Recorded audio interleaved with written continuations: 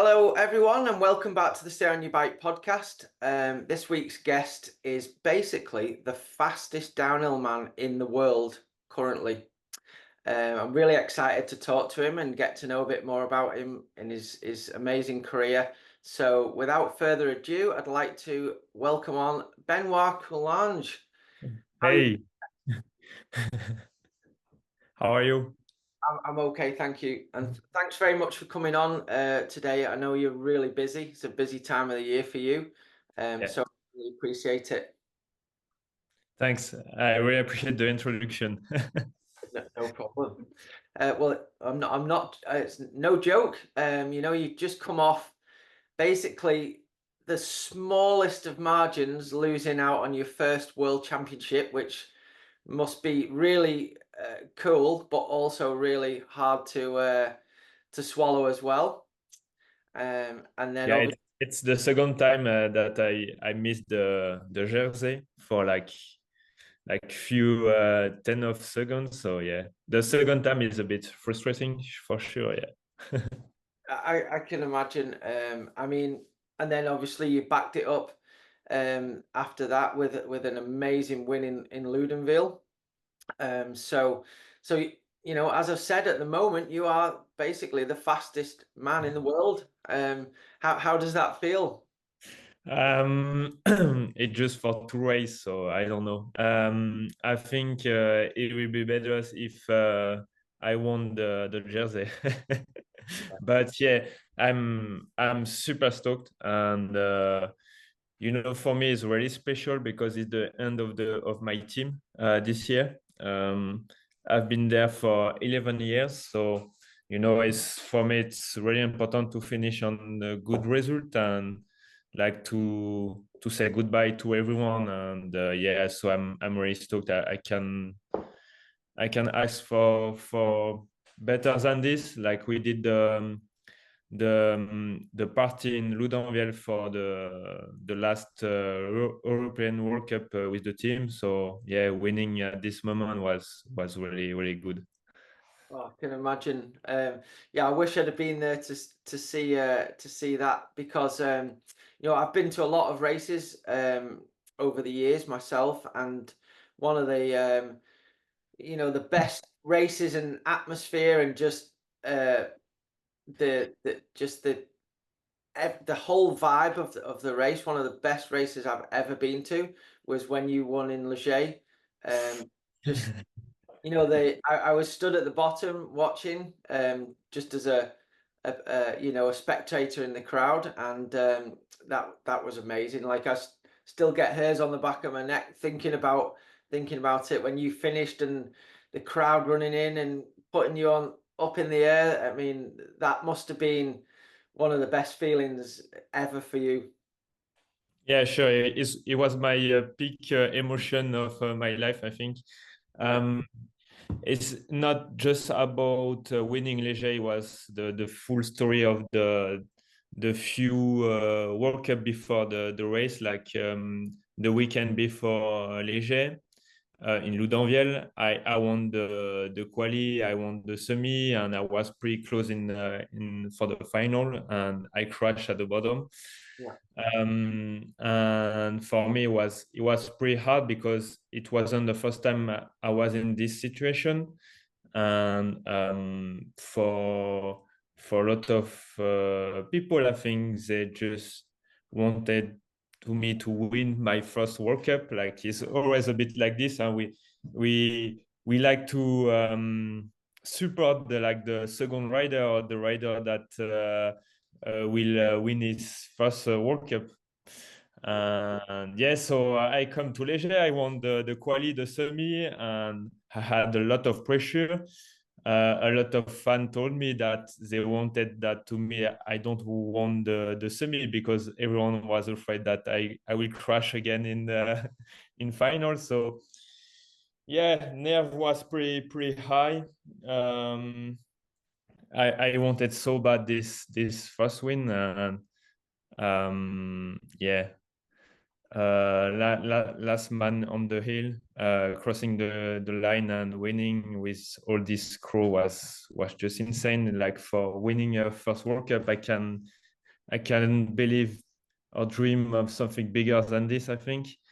And it was really good because I think we we live we live we yeah, it just like with the fun and everyone, it was like a little a story, and everyone lived this story together, and to celebrate this with the fun at the end was just mind blowing for me. Yeah, and I when I watch back the video and everything, it's just like full of emotion for me. Oh, I can imagine. I mean, I think everybody there, every single person there, including myself. When you were coming down, everybody was just willing you to win because like you were saying, you've been so close and you'd won the quali and the semis, and then to back it up in the valley there where you don't live too far away from it. It must have been. Every single person was hoping you were going to win, I think. And just tell us, I've known quite a lot of French riders over, the time I've been doing mountain biking and being involved in mountain biking. Going back to Nicolas Vulio, who was so dominant when I first started, and just an amazing racer. Um, do you have help with that pressure at the top of the hill, or is it just something that French riders seem to be able to deal with maybe better than some other people? Um, is hard to know, but I like to feel that I can win, and if you want the semis and the quali, you know you can like really win. Also, it depends of the race. Like for example, the first time in Leogang, I won the quali. I had a lot of pressure because it was my first time and I crashed at the bottom. But like for example in Loudanvielle, I was pretty confident because I did a lot of mistake in the semi and I was still able to win the semis. And I don't know, the start of Loudanvielle and everything is really special, and I didn't feel any big pressure, but at the end I crashed. And in Léger, it was totally opposite. Like when I come to the top of the hill for the warm up and everything, I was like lost pretty much. I was like this, big nerves, and you can hear the crow from the top. So during like 1 hour, I would just hear the special ambience from Léger and everything. So all this stuff put on you a lot of pressure, but yeah, at the end, I don't know. It just like it's something like you're the last guys on the hill, and you're the last guys that the last guy who can choose the result at the end. So it's super cool in one way. I want to see it this way. Yeah. Yeah, well, I don't know if I answering your question, but yes, no, you are. I mean, it's obviously evident now. You've been racing for a long time, and you've figured it out now. And like I say, you're one of the fastest few guys in the world currently. Coming back from the last few years. Um, Tell me a little bit about, obviously, because you just mentioned that your team is coming to an end, unfortunately. And you've mentioned to me before, that your whole team is a huge part of your success that you've had. Um, Tell us a little bit about the team and how that team came about in the first place, and how it's got to where it is right now. um, so yeah. So pretty much I did. It was like 2012.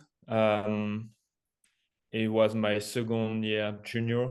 Uh, I tried to race some French Cup for the first time, and I won a lot of like small race, like local race around my city, my state. And like Claude Puret, who is now the team owner of Dorval AM Commencal,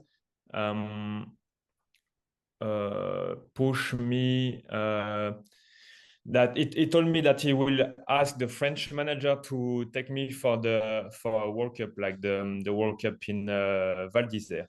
Uh-huh. So he pushed really hard that he can select me for this race. And at the beginning, he didn't want the French manager because I didn't do any French Cup, and it was my first season in French Cup. But at the French champs, I finished third. So he said, okay, you can come to the World Cup with the French team and see how is it. And in the same time, Claude Piret told me that the year after that he will start like a team because in his club he was the president of his club, and he had a lot of young riders that maybe they will have the level or they want to discover a bit the World Cup. So he started a team in 2013. But at the beginning, it was more the club, and we were a group of riders that we going to World Cup and try to qualify pretty much. So the team start pretty much like this, and the year after, we try to find some budget to do more World Cup because I think I did 3 or 4 World Cup in Europe or around France. And we found Dorval Asset Management who help us, like, but just like to say, okay, we help a little club, maybe they give us like 5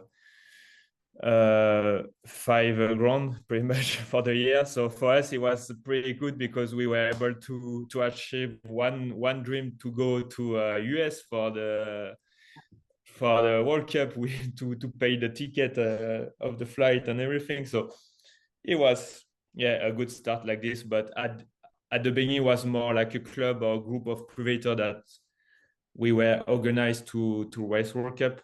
But every year we did better results, and Dorval Asset Management improved the budget for the team. So we had more staff every year, more support for the rider, and it's going up like this. And now we are one of the best team in the world, I think, for the support of the rider. I think for a few years we were in the top 3 of the teams, so it was pretty good. And now like the budget to run a team like us is pretty huge, and they have difficulty with money actually. So for them to continue is too difficult. And also the investment is not going back because they are not in the bike industry. So it's more like they follow the team because we growing up, but now it's too heavy for them. Yeah. So it's why pretty much we stopped the team, because Dorval Asset Management we stopped the sponsorship next year, and we didn't find any new sponsor big as them. So yeah, it's why it's the end. But yeah, for us, we are a group of people that is more like a family. Everyone's so like pretty much the beginning of the team, and we know where we come from, and so we are pretty strong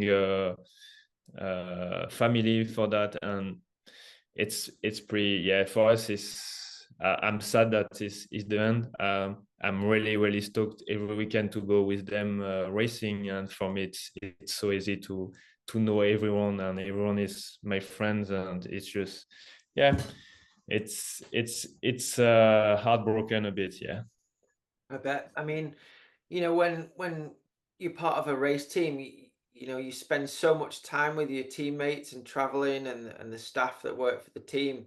You know, you end up spending in the summertime at least, you know, more time than you do with your actual friends and families outside of your job. So it is super important to have people that you're comfortable and happy to be around. And I understand where you're coming from. Um, and just for the you know the listeners and the viewers that don't know, what exactly is the Dorval Asset Management? You know what? It's an asset management, so the in English it's not easy for me.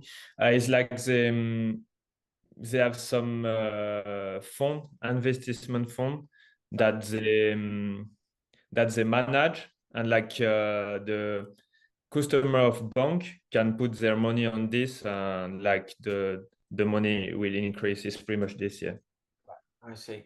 And you know But how? for them, we had like we did some VIP weekend for customer, and like Okay, they came to see the World Cup, and the day after we ride with them. So it was very cool for them because like normally like the company like this go to karting or see a football match. So it's very different. And for them, it was like for the customer, every time they say, "Oh, we want to come back. It was so good and everything." So I think at one point before the COVID, it was pretty cool for them. But now, like the budget is too big, and yeah, yeah, it's big investment. Yeah. okay, sure. And you know how long and how big is you know is the partnership with Commencal? Because obviously Commencal already have their own you know race team with the now Muc-Off Commencal team.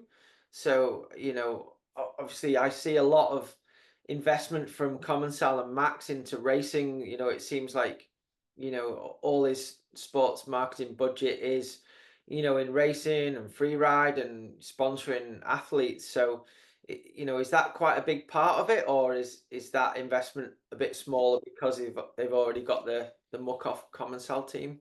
Um, for sure, Commencal, it's a big help.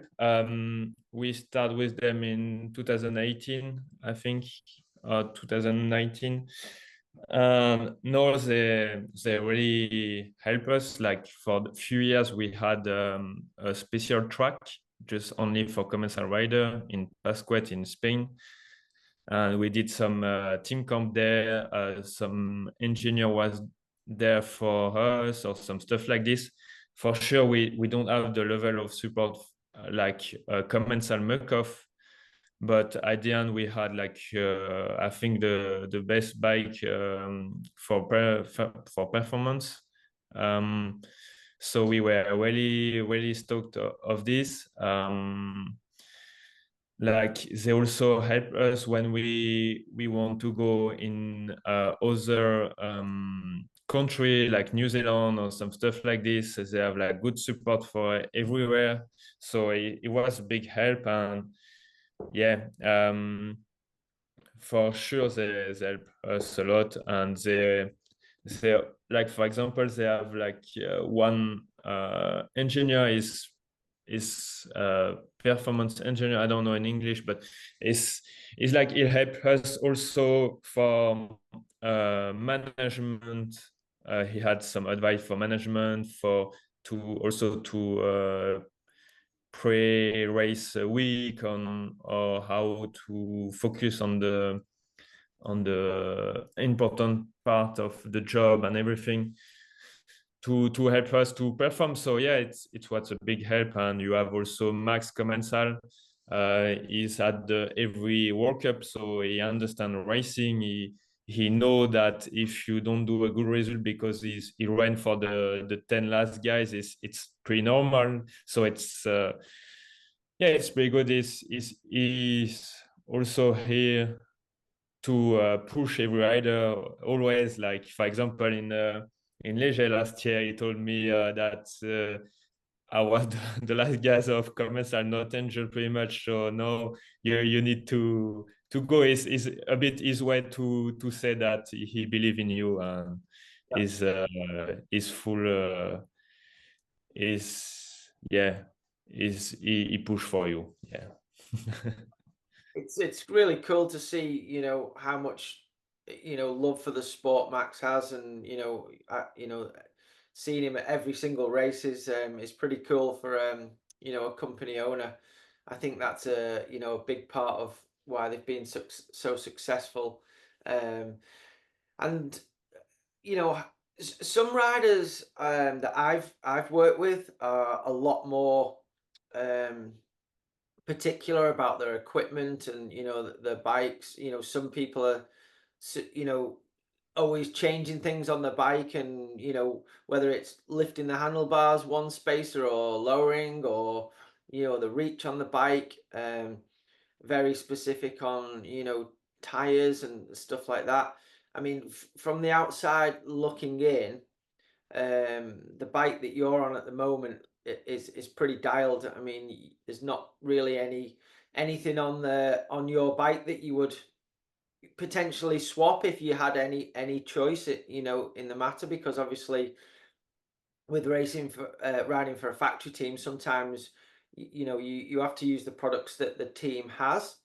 Is that being something that your team has worked hard with to get the products that the riders want? Yeah, pretty much. Yeah. Every kind of thing on my bike, I'm really stoked to ride for them, and with that, I know I can perform and win racing with that. So I'm just really stoked. Um, yeah. So like we are not a factory team, so sometimes factory team need to shows like component that the brand the frame brand will sell with the bike and everything. So for us it's easier to have the best equipment, I think. And yeah, I think it's the difference between factory team and I don't know how we can call it, but private team. Yeah. No, cool. And obviously a big change for you guys a couple of years ago was as swapping over to Michelin tires. Um, you know, ha when I was running a race team, we got onto Michelin quite a number of years ago now. We tested quite a few tires, and we met Vincent, and he gave us some tires to try, and yeah, the riders really loved the tires, and we had some great success with Sam in the enduro on the Michelin tires.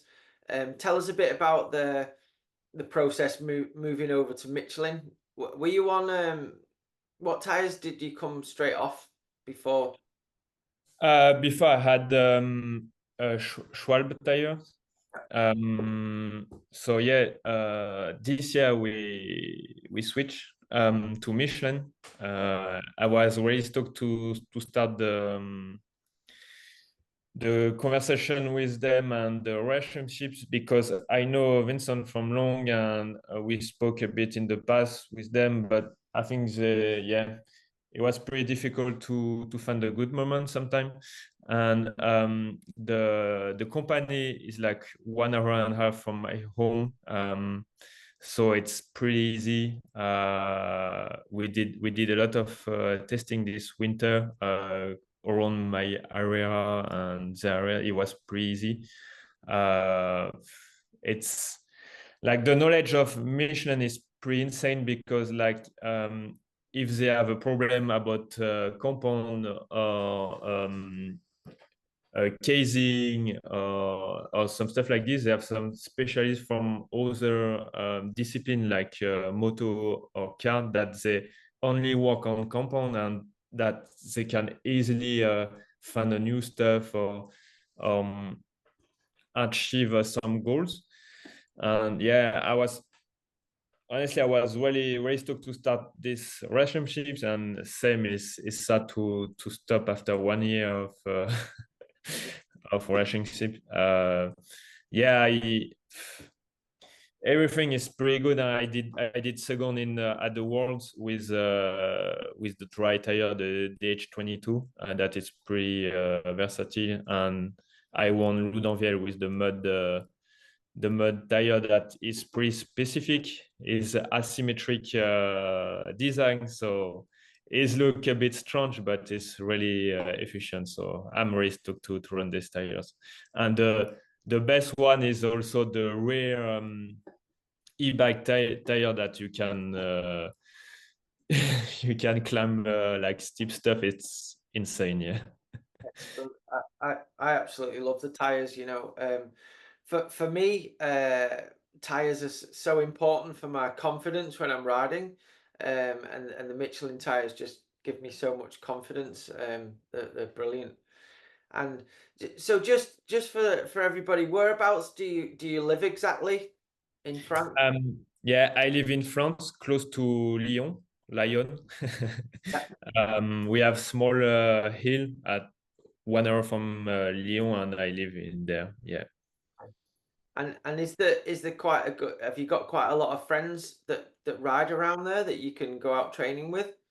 Yeah, so Lyon is a big city, and it's we have a big community of riders, so it's pretty easy to find some guys to ride. I have a good group of rider. Um, we are lucky that we have a lot of trails around the homes. Like most of it is Enduro MTB. I have one ditch track that is pretty. It's pretty fun for the winter. We don't have a lot of snow, so it's pretty easy to train. Yeah, it just honestly, I love the place.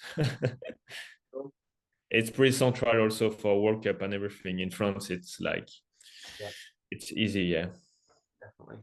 And so, you've grown up round there with some amazing riding spots. The two World Cups that you've won are both in on French tracks. French tracks always seem like one of the favorites with the core riders. This kind of more natural terrain than some other places. Um, what are your favorite type of tracks? Like, currently on the World Cup circuit in the past few years, what have been the kind of tracks that you like to race on? Uh, like I don't know. I really like a lot of tracks, honestly, in World Cup. That I'm pretty lucky to like most of them, because it's a good variety of different track, and every track has their history, I can say, like Mont Saint-Anne or Val d'Isole. The whole track, old Andorra track was really steep, was really fun. The new one now, I think they find a good combo. It's pretty fast with a really different top. Um, it just like, yeah, honestly, I prefer when it's natural and when it's more roots than rocks. Uh, but like, yeah, most of the track I really like them. Like maybe like the first few years of the first yeah, the first few years of Lens the Ride. Maybe it wasn't too much my kind of track, or I don't know. Croatia was pretty, I don't know, brutal, I can say, with the rocks and everything. But yeah, most of the track I really like them. If it's natural with the roots, I really enjoy. Well, yeah, you seem to be, a really versatile rider, and you can obviously the best riders in the world can compete on every style of track. So, that's really good. So, obviously, you're at a point now where, you must be one of the most desirable riders in the world, and you're looking for a new team. So, from the outside of the World Cup, there seemed to be like a little bit of uncertainty, and there's changes going on. Obviously with Warner Brothers and the Discovery guys have taken over the World Cup the last couple of years, and they seem to be making changes. You know, obviously they're trying to make the sport bigger and better, and try and get more, I guess, outside industry sponsors in. You know, the industry isn't in the strongest position at the moment, like we all know, after COVID and the, you know, so many companies having overstock of products and having to sell things cheaper. So there's obviously, you know, less money to throw around for sports marketing. Um, how how are you getting on with, you know, looking for a new team, and is there any, you know, is there any specific things that you need, or you know, for instance, at the moment you're working with a French bike company, really, you know, which is, you know, everybody sort of talks about a Commencal downhill bike at them if they're into downhill. My son wants one. He's only just started doing a bit of downhill, and you know, we saw you out in Leger when you were testing, and he was like, "Wow, that is Benoit's bike's so cool," you know. Um, is it difficult for you to try and pick a team now, or have you got many offers? Yeah, it's difficult because a lot of stuff.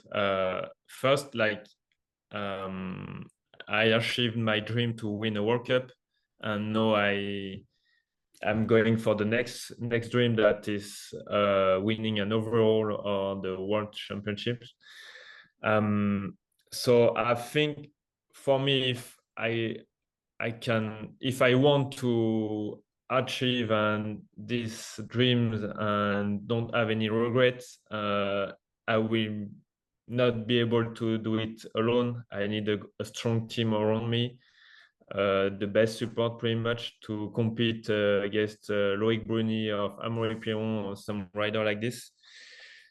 So when you're looking, every team is not a lot that you can provide this kind of support. Maybe 6, 7 teams, pretty much, I think.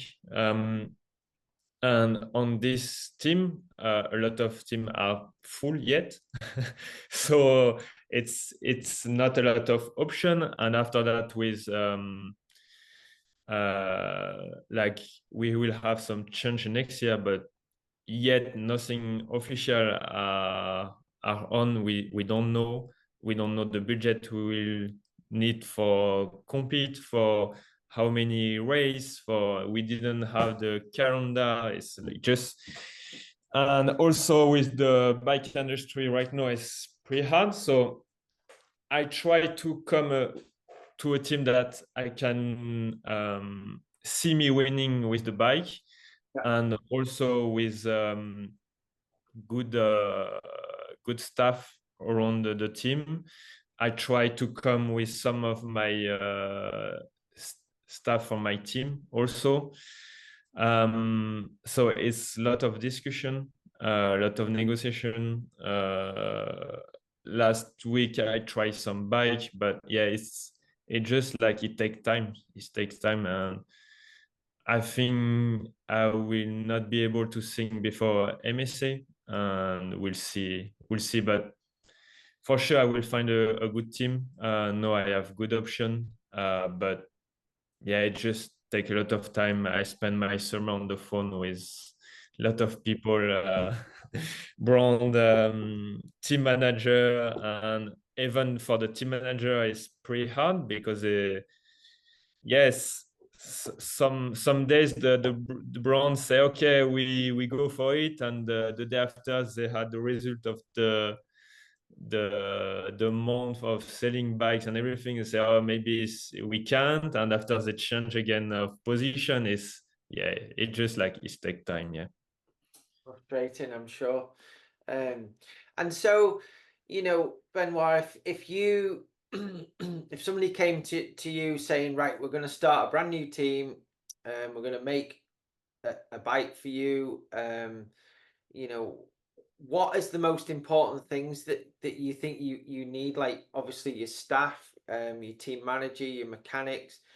How many sort of team how many team mates, team riders do you think is the the perfect number for everybody to work together, and what staff members do you need to perform at your best, do you think? Well, it's a difficult question.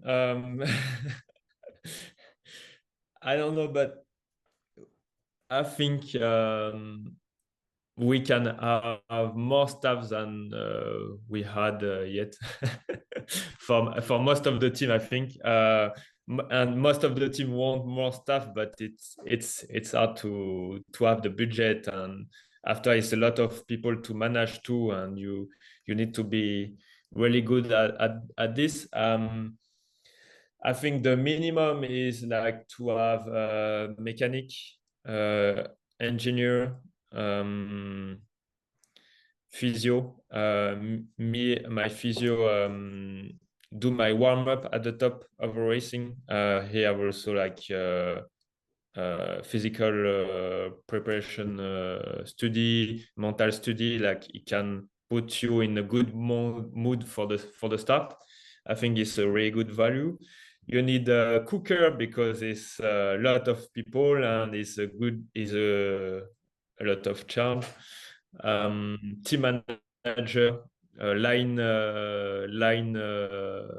manager too for the line, maybe two.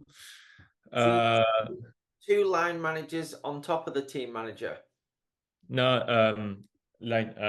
I don't. Oh, it's not line manager. Is two guys around the track to see the line of everyone, and yeah, to provide advice about your shows. Yeah. Yes. Okay. That's the minimum, and after that you have the manager, sometimes truck driver, social media manager. Yeah, it's a lot of people involved. Yeah. And but with the bike, what are the most, obviously there's so many factors to a downhill bike, but what's the most important for you? Is it the geometry of the bike? Is it how the suspension works on the bike, or is it just obviously it's a combination of everything, but what as a base start, what is the most important for you? um is depend a lot of stuff. I think if you have the freedom of managing the frame and suspension and everything, it's pretty easy. It's pretty easy. It's a lot of work, but you have the freedom. So if something is wrong, you can change it. And I think the way the downhill going now, I think no, you need to have the freedom and to try concept or some stuff like this for every track. But if something is fixed, I think the frame need to be really good, because I think even if like I think if you don't have the right equipment, it's possible to do good result, but it's hard to be consistent. Yeah. But yeah, so if you want to be consistent, you need a really good frame, sure. The size is really important. Me, I'm a tall rider. If it's too small, it's really hard to ride. And also, competition is a lot about mental game. And if you feel like you can develop the bike and it's not good enough, it's really hard to keep motivation to send race runs. Sure. And do you, with your team not being the actual factory team, do you still give tons of feedback to Max? And if you feel like you need something changed on the bike, does that happen pretty easily? Yes, they give us a lot of freedom. Honestly, we have an engineer in the team, so we can change some stuff. Honestly, we didn't change a lot of stuff. We have a different linkage, but it's come from Commencal. Yeah, it's the bike is really really good. So I feel very comfortable on it, and I don't see me change a lot of stuff on the bike. Yeah. Okay, well, definitely showing in your results. Yeah. And so, within what I noticed from the racing on the outside, I think I definitely say it's more evident with the French riders. Obviously, you mentioned two riders that you need to try and beat to win a world championship or an overall. Both of those guys are super successful and both French, Loic and Amaury.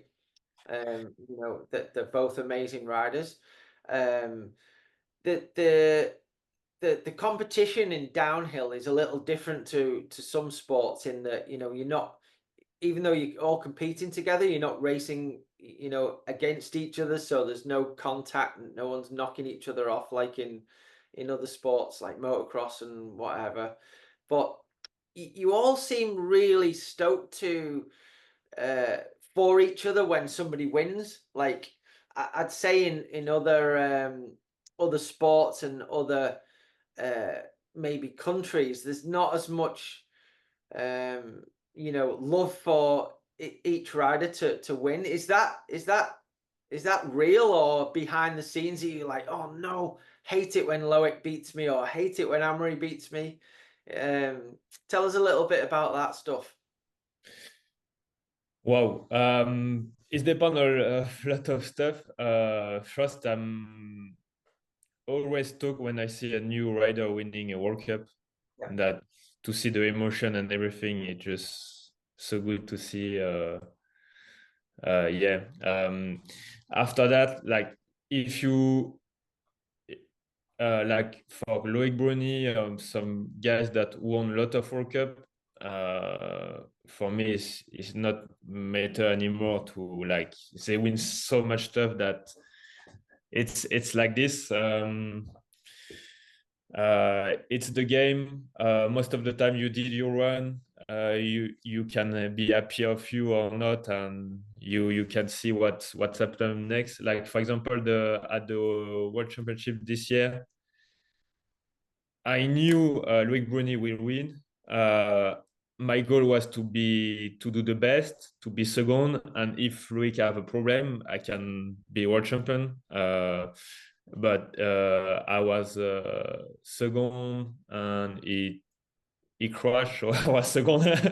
But yeah, it's for me. It was pretty much like I feel like if Amaury or Loic Bruni are in a good weekend and they can put their run, it's hard to beat them, and you need to take the chance when they are not their weekend. Like in Loudanvielle, I took the chance. Like Ronan Dun did in Poland, he was pretty good. He won, and World Championship, I was a bit frustrated because like it's not every year the racing is open, and this year we crash, and I I missed the title for nothing, pretty much nothing.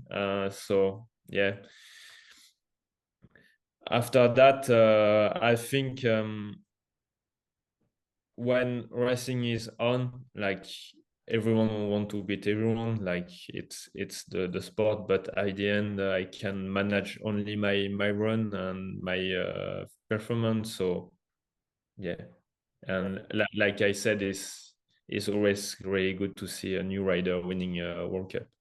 Yeah, it is. It's cool to see, definitely. And that's what's so good about the sport of downhill. There's so many different amazing riders and winners, all different sizes, shapes from different parts of the world, different backgrounds. It's Yeah, like for example, yet is Dakota Norton struggle a bit to win his first World Cup, and I think everyone want to see him winning a World Cup.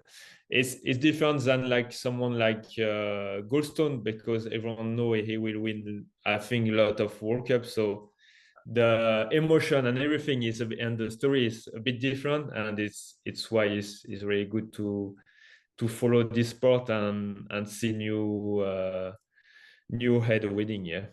yeah.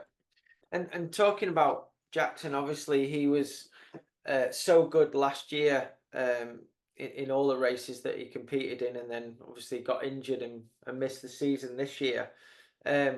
What do you think it is, about Jackson that makes him so fast straight away? And he's not a big, strong guy. You're tall and you seem to be have really good fitness, strength, and Loic's super strong.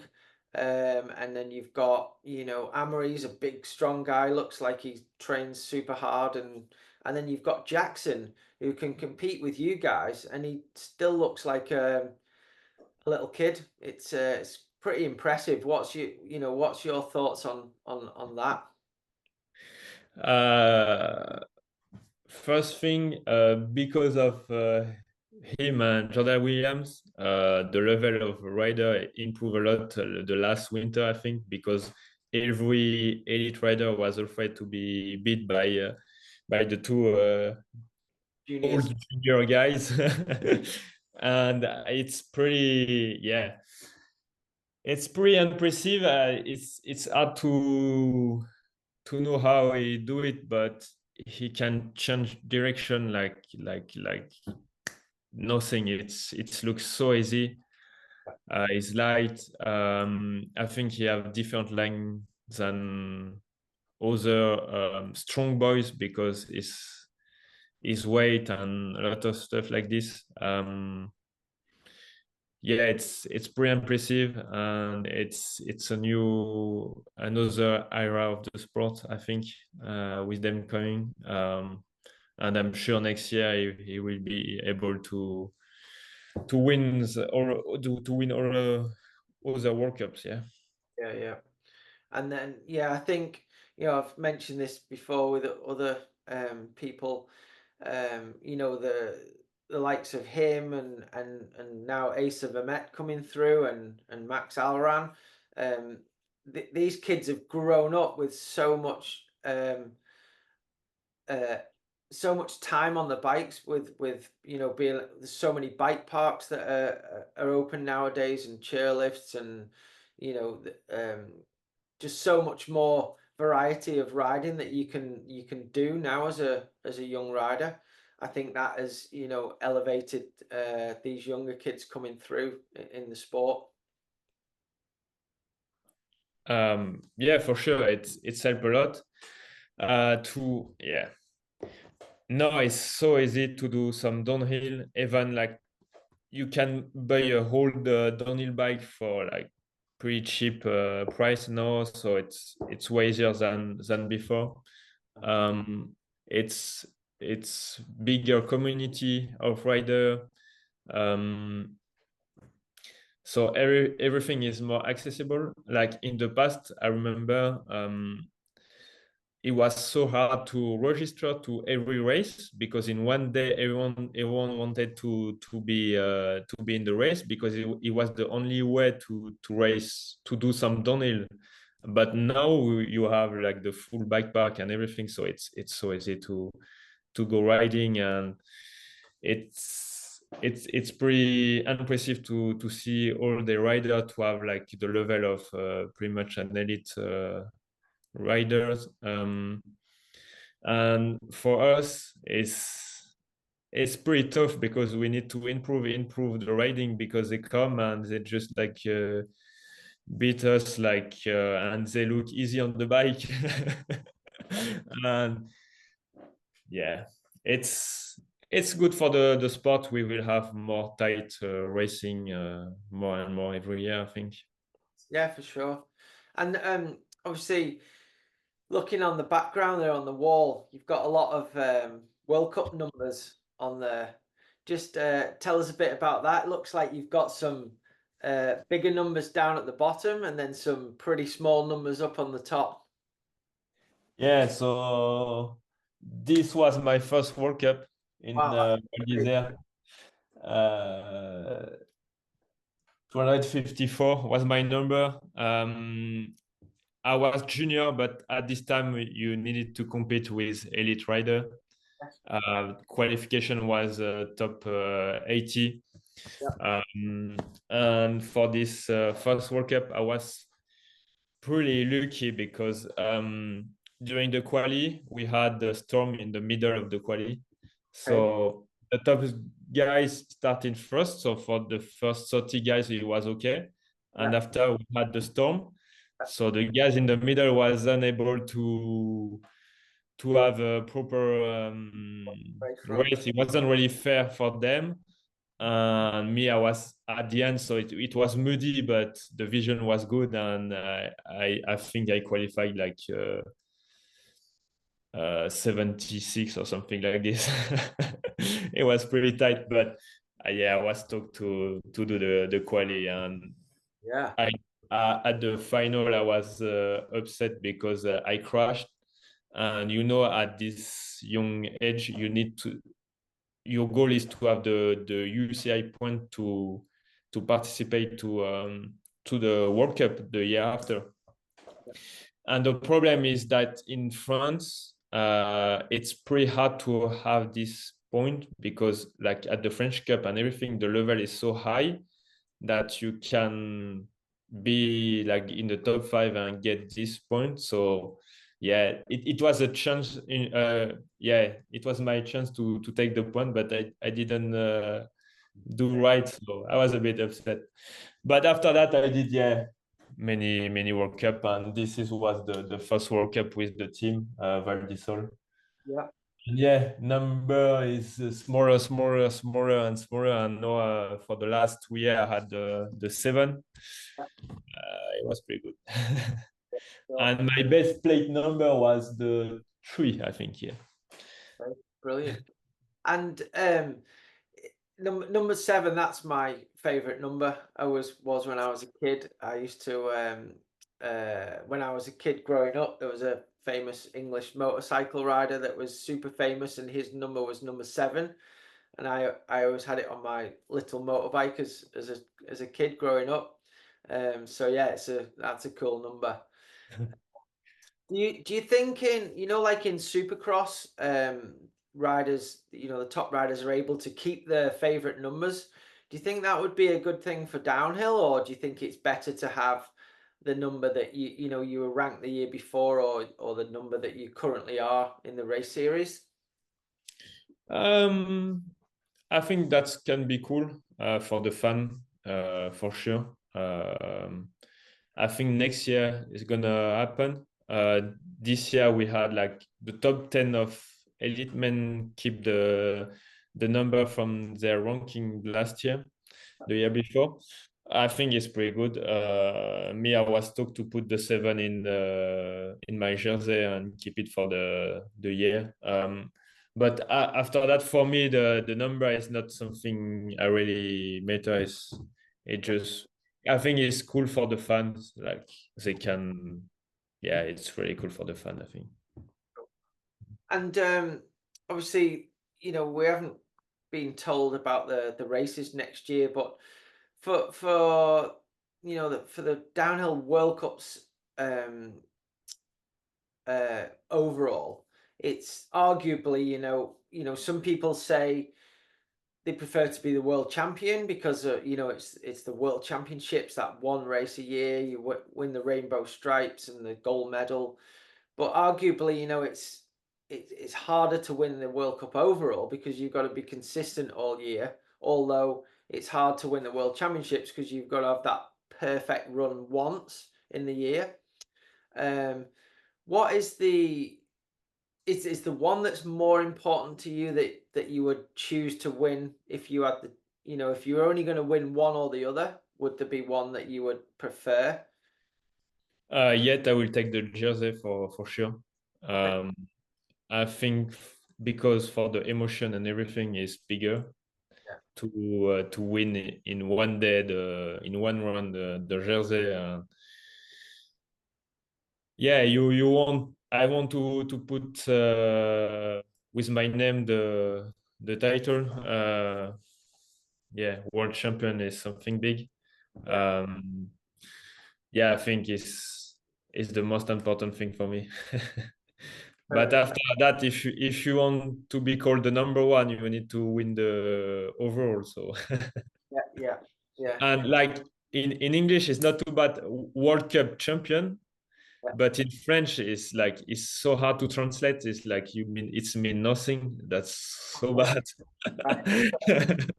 Yeah. Oh, that's interesting. You know, personally, I think, you know, obviously the World Championship has got the heritage from cycling and many other sports where you win the rainbow jersey, but I think there should be more. I think there should be a bigger thing that you win if you win the overall, so that everybody knows that you are, you know, number one in the world, whether that be a different jersey or, you know, I don't know, a really special medal or something. I think the World Cup overall is just missing something for that achievement because it's, you know, it's super hard to do. Yeah, you're right. Is we need something bigger than just what they do yet. Yeah, maybe another jersey that can be a good start. Yeah, Yeah, yeah, but yeah, and in the same time they can swipe, because if they swipe the what we will do with the one run the world championships. yeah. And what do you think, you know, for you, what do you think the correct number of World Cups there should be and what you would like to see for the World Cup series? Do you think it's good now with 6 or 7 races, or do you think it would be better with 10 or even 15 races?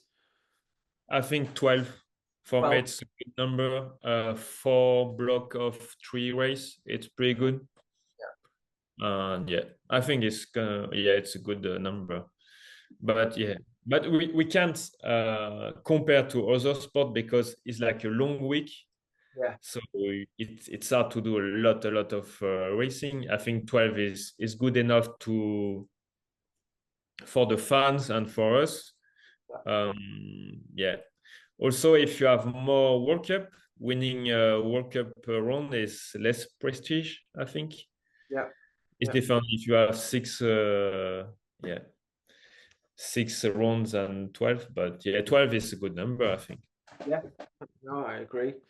I agree. Well, hopefully, you know, that they'll get to closer to that number. And you know, I've always thought that for the World Cup, for sure, it would be good to have, you know, the first block, like you said, three races or 4 races in the Southern Hemisphere at the start of the year, where hopefully, you know, you're going to get better weather, and then maybe a European block, then a North American block, and then back to a European block. Something like that, I think would be really good if it's achievable. Yeah, for sure. And for us athletes, we train the full winter and we want to race, and Yeah, like I think it's gonna be better for us. It's like less training, more racing. It's yeah. It's just like when you train a full winter, like the COVID year, and you have like pretty much 3 races. It's a lot of work for pretty much nothing. sure, sure. And where do you mainly do your off-season winter training? Like you see, I see a lot of athletes now going off to New Zealand to do training, and back in the day, we used to go to California for a couple of months to just to get out of the, you know, the European weather in the winter. What do you like to do in the winter for training? The last few winters, so I went to New Zealand for a month, pretty much, and after that, we do a lot of team camps with the team in Europe. Most of the time in the south of France or Portugal, Spain, Italy. Yeah. Okay. And there, other than like downhill training and your fitness gym stuff, what other type of stuff do you like to do, kind of cross training wise? Me, I love to be in the wood, in the forest. I just spend a lot of time there to, yeah, trail building or enduro moto or trail moto or mountain bike, e-bike. I just, yeah, I just love to be in the forest. Yeah, I spend a lot of time to do maintenance on trails. That it's pretty chill, funny. I feel like the freedom of the nature and everything is pretty relaxing for me. Brilliant. Oh, that's cool. And is where you live, is it quite easy to go moto enduro riding? Is there places that you can go and ride? Yeah, it's pretty easy. I can start from my house, and it just I have some steep uphill just like for 3 minute moto, and the Brilliant. moto don't even be is not even warm enough to do the the uphill. No way. Yeah, Oh, it's pretty easy. It's illegal, but it's easy. No, nobody really care. Or, okay. yeah. Oh, brilliant. Okay, well, let's just go back to, did you grow up in the same place and how did you come about bikes? Was it in the family or what was the story about you getting into bike riding? Um. So yeah, I growing up at the same place pretty much, but I didn't know the trails and everything, and the trails are not too hard too. It's just like with my father. We I spend a lot of time on the bike. I can say like just like chilling around the home, or just go for a little run with the bike. It was most of the time on the road. Huh? But yeah, after that, one day I asked my father if he can find a club that will teach me how to do jumps, because when you're young, the only thing you want to do is jumping. um, so it was an MTB club. It was BMX. Yeah. I went for 2 years to a BMX club. I didn't do any competition. Um, it was pretty much that how I start. And one day with my father, we went to Léger Cool. for the holidays, and we rent some day a downhill bike or enduro bike, and we did some bike park laps, and I really enjoyed.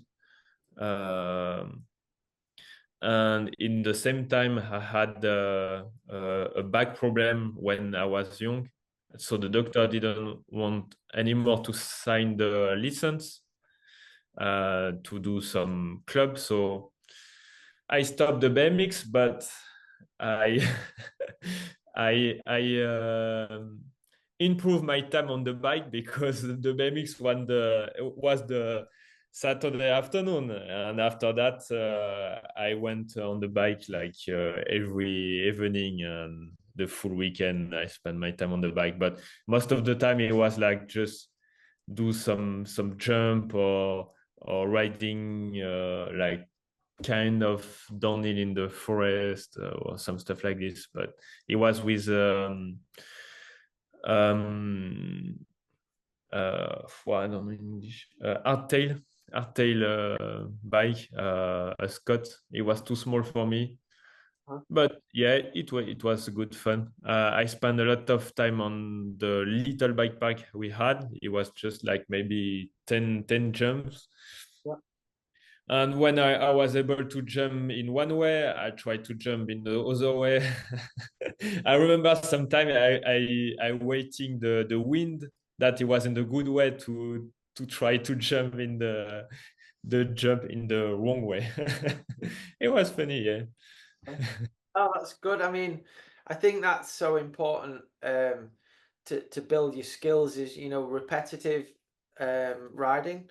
I think, that's a lot of the, you know, good UK riders have come from places that don't have big mountains or big hills, but they have small loops and they're repetitive. So you keep practicing the same thing, and I think it's a really good skill to learn. Yeah. And after, in like the year before junior, I did like we have a local race that was 1 minute pretty much. The run was 1 minute, and you can I think perform in enduro bike, in DH, or at tail bike. Yeah. And I went there like the full summer. I rode the track, and we had the race at the end of the summer. And I have this artery was so bad. The bike was so bad, and we had like two guys, Florent Poilane and Simon Rivoire, that they did some World Cup during the summer. Simon did some quali and everything, and they come to the race because they're living close to there. And I won the race in front of them. The hardtail. Yeah, with that I had like I don't even. I think I have like rugby jersey. Yeah. Was so funny. Brilliant. Brilliant. With like swimming short. Uh-huh. No, And yeah, I won the race like this. that's So yeah, after the race, my father told me that he said, okay, no, I will help you to buy a downhill bike, because you show with a shit bike you can be good. So no, I can help you, and yeah, put some money on the bike. brilliant. And after that, the first year junior, I did a lot of local race with the downhill bike. Great, great. So what was the first downhill bike you got? So it was a Commencal V2, I think. Yeah, Okay. Yeah. And then the cheapest one. and then after that, what are the different downhill bikes you've had and what ones that you've really enjoyed riding? So I did I did the first year in junior, and after that we bought a transition. Yeah. It was pretty good too. I did my first World Cup with that in second year junior. Yeah. And after that, we had the team, and we start with Nikolai. Mhm. Nikolai German brand, Yeah. small brand, but the bike were pretty good, honestly. Yeah, strong. And after that, we had the Nikolai with the gearbox. How I was did that? I did five. I think I did 5 year with. Yeah. Oh yeah, it's a lot, huh? Yeah. Like at the beginning was really good. The bike walking, it's pretty simple, easy to do the sitting and everything. Um, and the gearbox at the beginning was really good. And after, at the beginning was the prototype. Yeah. And when they tried to put it in production, they had a lot of problem. And during this period, the transition was pretty difficult. Yeah, and after we stopped, before it was really uh, Finished uh, product. Right. yeah. But honestly, it's pretty good, to ride the gearbox. Is like it's noiseless. You don't have any noise. You hear like the tire on the ground or some stuff like this braking. It's different. It's different. It's very different feeling of riding a bike. And when you have a noise, it's a problem. So it's so easy. Maybe my rear axle is. You need to tighten the rear axle or some stuff like this. So yeah, it was very funny, and also about the maintenance, you had nothing to do pretty much. Okay. It was pretty easy. Honestly, I love to ride this bike. It was yeah, a good part of my career. Brilliant. Yeah, and obviously, it was quite unique at the time. So, everybody was talking about you and the bike. And then, currently the Pinion gearbox bikes that are, Sam Blenkinsop's riding one now at the moment, and Taylor Vernon, and they've put out that challenge for, you know, the first World Cup winner, that they will pay out 100,000 euro or dollars or whatever it is. Do you think there's, you know, that's achievable? You know, if your bike was introduced, the bike that you ride now was introduced to the, you know, the gearbox and the belt drive, do you think there's any drawbacks that you would, you know, you would have that you wouldn't be able to win a World Cup on, or do you think it's easily achievable? I think it's achievable like a normal bike. I think it's the same. It's the same, honestly. I did a lot of top 20 with the gearbox. I did the what top 10, I think. So yeah, I can't see why it's not achievable. It's just like Brown, you need to do the bike, and yeah, it's honestly it's really good to ride with the gearbox. Yeah, like no, from this time I don't like the noise of the chain or something like this. It's yeah, Yeah. like riding with a quiet place is insane. Yeah, yeah. No, good stuff. Well, yeah, it'd be interesting to see, you know, like you say, to win a World Cup, and you know, there's a lot more than just the bike. You know, you've got to have the whole team program around you. You've got to have a rider that's capable at the time of winning. So yeah, only time will tell when those guys will be able to achieve the goal, I guess. Um, and so when you were coming up through, you know, your youth riding and juniors, especially in France, and then onto the World Cup circuit, who were your, you know, your main rivals that you grew up racing against and trying to beat? um I think in junior I didn't have any rival because I was I was too far from the front of the junior guys. Oh, Uh, it's pretty hard to say because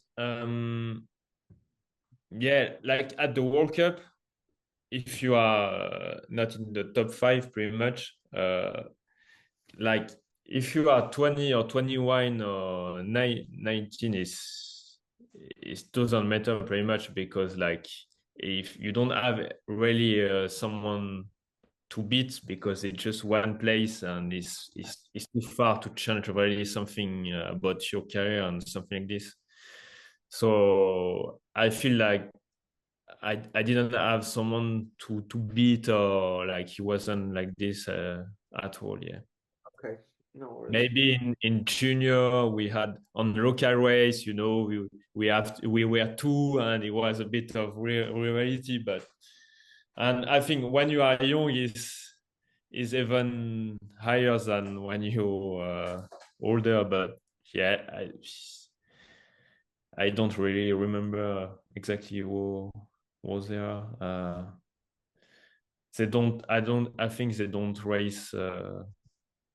No, in World Cup. It just like I remember in Val d'Isère, my first World Cup. Yeah, We were so a good group of French junior, and I was pretty much the last one of the qualification to go.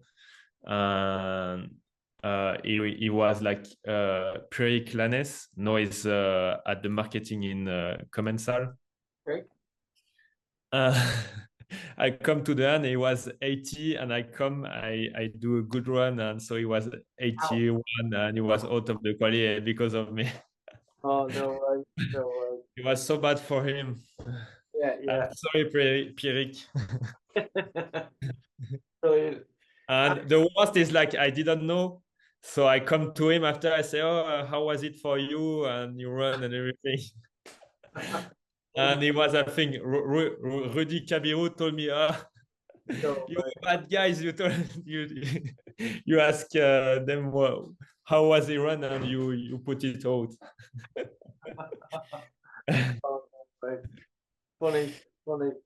And and so obviously um obviously you've got Amory and Loic and Loris and many other fast French guys.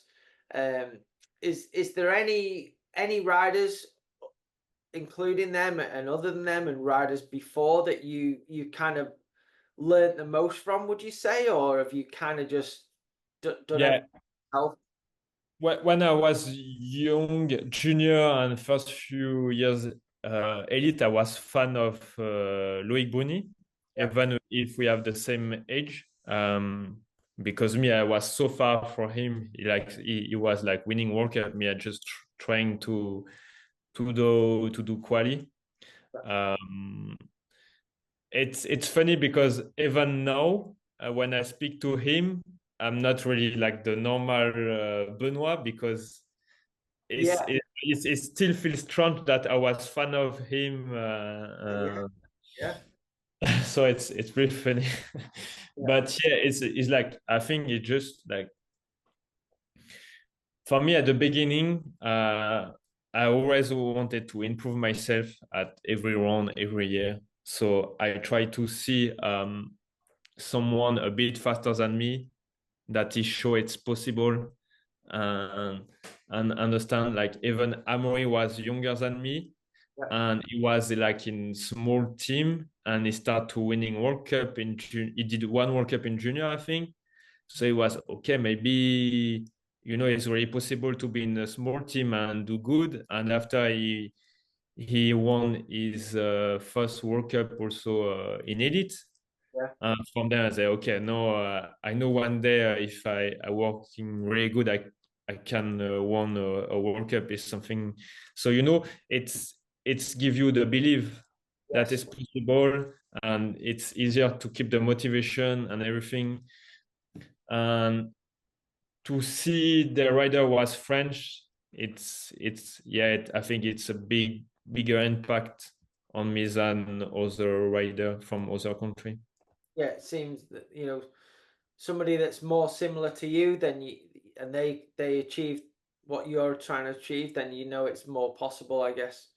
Yeah, I think it's really important to believe, and if you have some rider show it's possible, like it's a bigger motivation, and it's maybe it cuts some belief you have that is not possible. It's like it's a bit a mental game, but yeah, it's helpful. Yeah, cool. Well, going into, obviously this year you've got one more um, race in Mont Saint Anne. Obviously, there's a lot of, I'm sure, like you mentioned earlier, there's a lot going on for you at the moment, trying to secure, I guess, a new ride for next year, and I don't think people understand how much goes in, how much work that involves, and how much time that takes to do, and especially for you, you're not just looking for a sponsor, you're looking for a team that's going to give you the means to continue where you're at now, which is winning World Cups and hopefully winning titles and World Championships. So I can imagine there's a lot going on in your mind.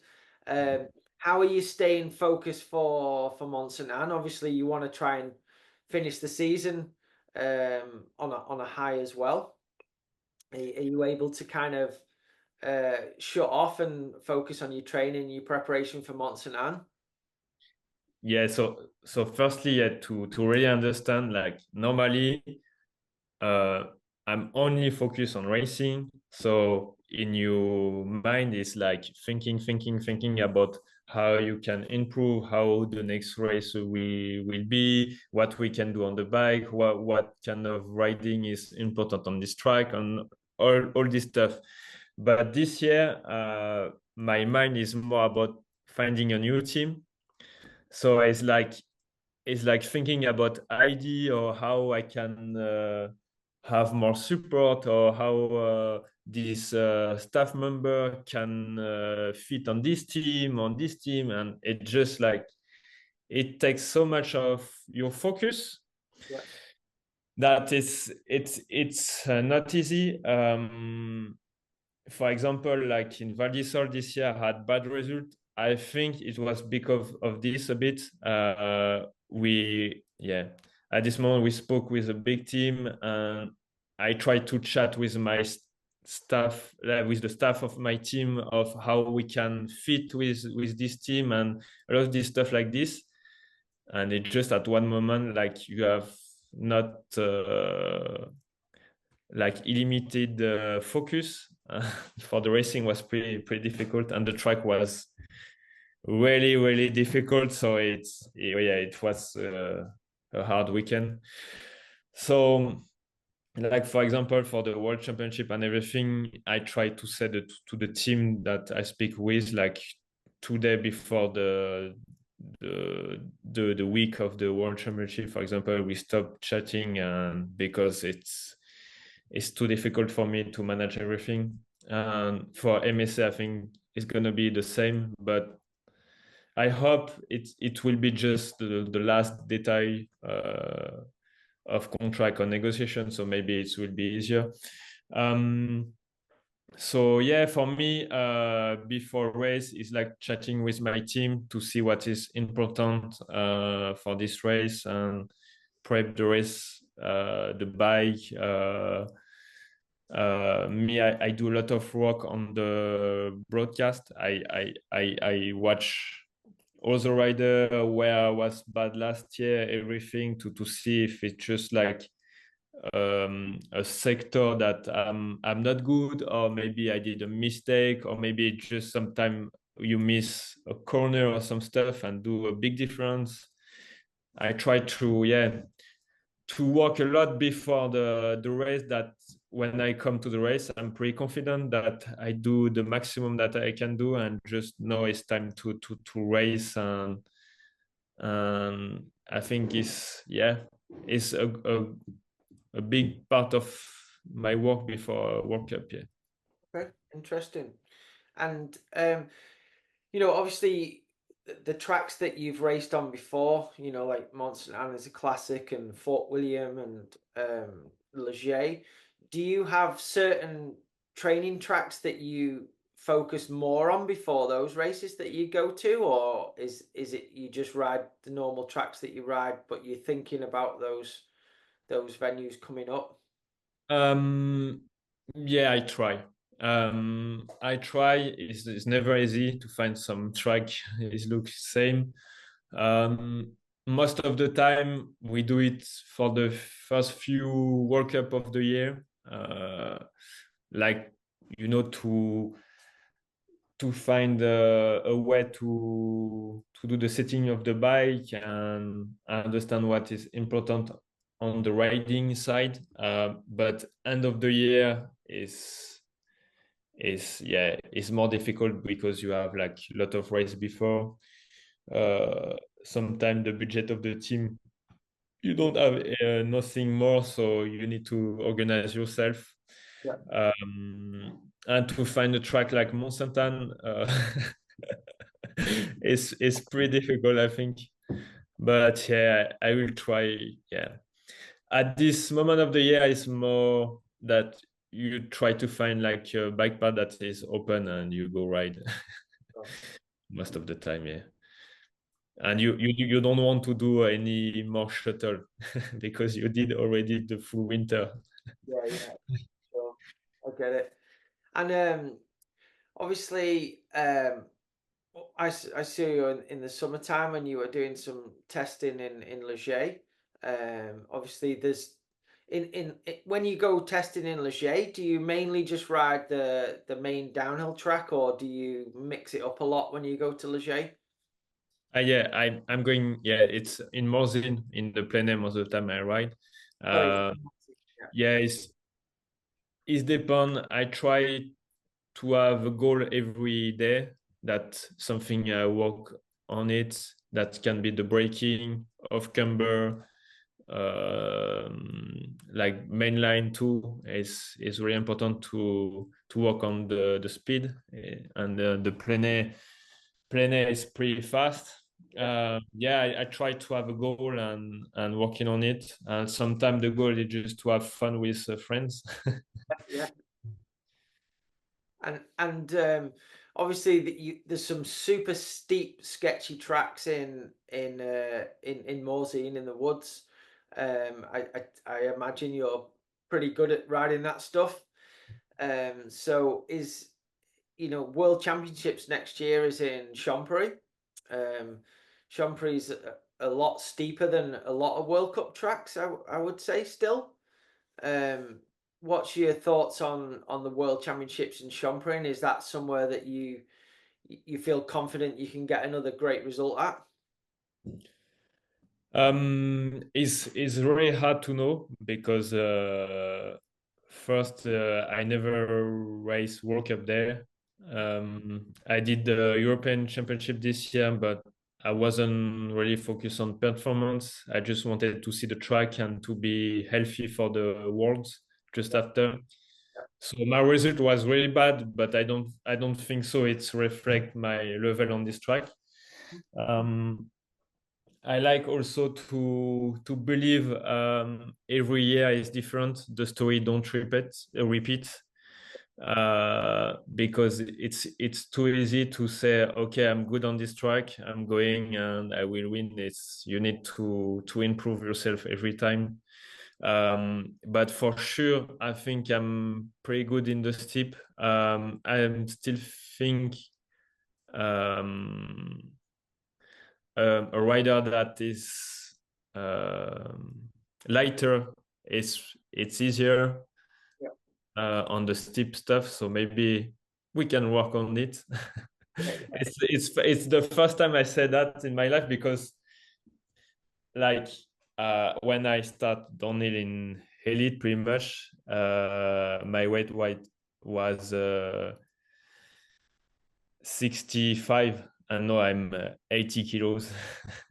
Yeah. So it's a big difference. Yeah. And normally every year I try to improve my weight. But like for steep track like Champion, maybe it can be interesting to be lighter.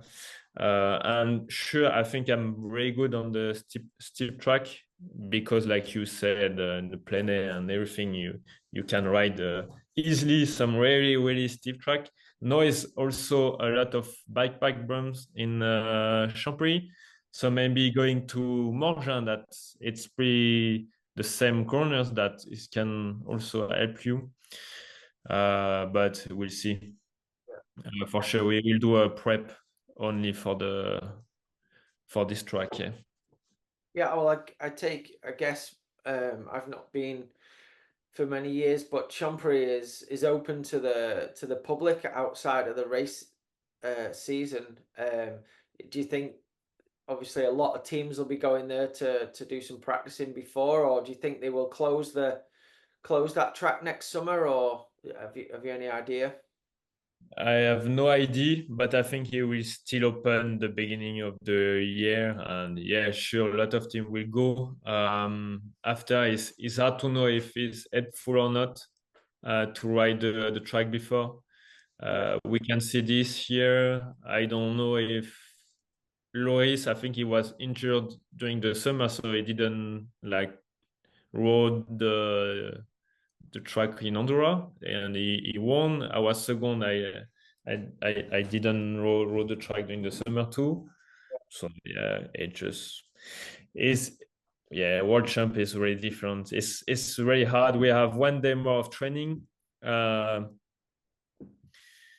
uh, you want to have like the energy, the motivation, everything for the last day, and 4 days pretty long. And if you ride the track before, maybe you're a bit tiring of the track before the end. It's very hard to manage. I think I will go if I'm able to ride a bit the track. yeah, For sure, we have some stuff to try in the bike because it's really steep. yes, Uh, so we'll see. We'll yeah, see. But with the history of the track is a track that you want to perform. yeah, yeah, for sure. I mean, do you think when there's a track as steep as that and different to that, do you think it's a track where it's beneficial to completely change the angles of the bike, like make the bike slacker, or do you think the bikes are at a limit of where they can be now? It's it's really hard to say,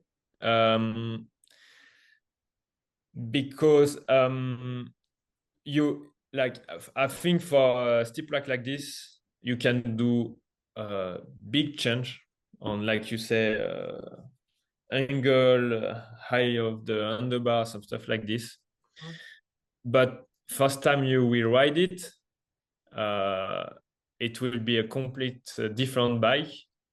Yeah, So you can really do like back to back, because at one moment you will feel better on your normal bike, and the moment where you feel better on your other bike, it's just like it's more a bet, you yeah, know. You bet that you think this is gonna be better, and you go, and that's it. So yeah. yeah, I don't have the answer yet. Fair enough, fair enough. Cool. And so after Mont Saint Anne, when do you leave for Mont Saint Anne? It's pretty soon, I guess. Yeah, just after the race. Yeah. Yeah. No, when I'm going there, I think next Saturday. Okay. And then after, after Mont Saint Anne, you straight back to France, and then I take it. Hopefully, you'll be at the close to signing for a team that you're going to be riding for next year anyway. And then will there be a lot of? Will you be taking a bit of time off then, or will you, because of the new team, you'll be straight into testing and stuff like that? Um, I think, yeah, it's depend of the team, it's depend of the bike, it's depend. Yeah, I think maybe I will try to do some testing right after MSA, Okay. that improve a bit, or find a good base sitting, I think, Yeah. and after I will do my time off. Yeah, I Okay. think it's also after MSA you still have some bike pack open, so it's pretty easy Yeah. to do some lap and team comps. That's yeah. I think I will do like this. Cool. Cool. Okay. Brilliant. Well, yeah. I mean, I hope you can find the team that's going to be right for you, and will you're right at a point in your career where you're right at the top, but you've got a lot more to achieve and a lot more to prove. So I think whatever team you ride for, they'll get a they'll be pretty stoked on having you on board, and hopefully everything will come together that you can continue and achieve the goals that you've got, which are totally doable. Thank you. I really appreciate. What will you do next year? Uh, I've got a lot less choices than you have, so yeah, I'm not 100% sure yet. But Benoit, I still I love racing. I watch every race. I've been involved in racing for a long time. Uh, I love working with riders and athletes and bike brands. I still love it as much as I did years ago. But yeah, I'm not sure yet. We'll see what comes about. But hopefully I try and get to some races and cheer you on for sure anyway. Sweet. Yeah. But yeah, I just want to say a massive, thank you for coming on, because I know that you've got you're super busy, and I really appreciate you coming on. It's really nice of you, and a huge congrats on your career so far and your achievements. It's amazing, and you definitely look like one of the crowd favorites. For sure. Every time you win, there's a huge everybody seems super stoked, so that's also really cool that you should be proud of. And yeah, just keep doing what you're doing, being who you are, and I'm sure those goals are going to come to you. Thank you. I really appreciate Nigel, and it was a pleasure for me. And I'm stoked that we find a moment to do this conversation. Yeah, Thank you very much. yeah, thank you so much, and good luck for Mont Saint Anne for this show. I'll be watching and cheering you on. So yeah, hope everything works out, and yeah, I'll speak to you soon. Ciao. Ciao, merci, Benoit, merci. Merci. All right. All right, everyone. Well, I hope you enjoyed that as much as I did. Benoit, what a guy. Absolutely amazing dude. Yeah, he's as we've said, he's the one of the fastest guys in the world at the moment. Super humble, super professional, and yeah, I really enjoyed that chat with him. And good luck with his new team and Mont-Saint-Anne World Cup finals that is coming up pretty soon. So thanks for listening and tuning in. Please subscribe, like, please do that for us, because to enable us to carry on doing this, we're going to need a few more subscribers. And any comments you want to drop in with guests that we can try and get in the future. Thanks very much, and we'll see you next week. Cheers.